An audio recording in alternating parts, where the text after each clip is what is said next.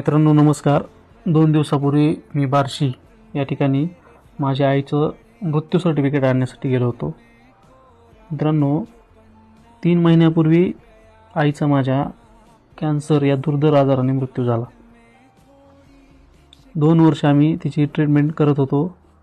खूप प्रयत्न केले तिला वाचवण्यासाठी, परंतु हा आजारच असा आहे ना मित्रांनो की आपण या आजारापुढे हरतो. माझी आई खूप चांगला रिस्पॉन्स देत होती या ट्रीटमेंटसाठी. तिच्यासाठी आम्ही केमोथेरपी, इम्युनोथेरपी, रेडिएशन्स अशा विविध ट्रीटमेंट आम्ही डॉक्टरांच्या सल्ल्याने घेतल्या, परंतु आम्हाला यश काय आलं नाही.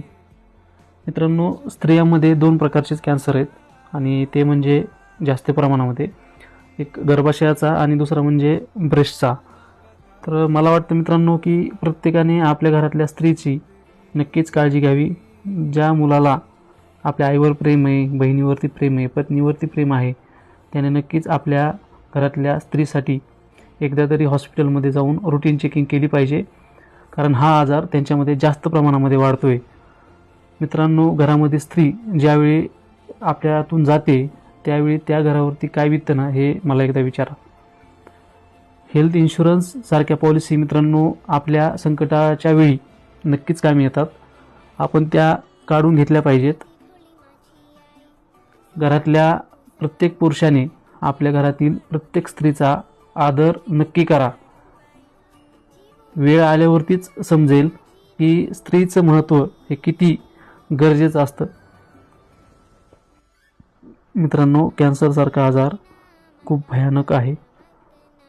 वेळ आल्यावरती प्रत्येकाला तो आजार कोणत्या क्षमतेने त्रास देतो हे ज्याच्या घरी कॅन्सर झालेला आहे ना त्याला जाऊन विचारा. वेळ वाईट आल्यावरती मला माझ्या संपूर्ण फॅमिलीने मला मदत केली, ते माझा नशिबाचा भाग होता. परंतु मित्रांनो असा प्रत्येकालाच कुठेतरी असा मोठा आजार आल्यावरती कोण उभा राहील याची शाश्वती कोणी घेऊ शकत नाही. म्हणून वेळोवेळी आपली काळजी घेणे, हेल्थ इन्शुरन्ससारख्या पॉलिसी काढणे ही सध्या काळाची गरज आहे. अन्यथा संकटे आल्यावरती तुम्हाला इतरांपुढे भीक मागण्याशिवाय पर्याय नाही.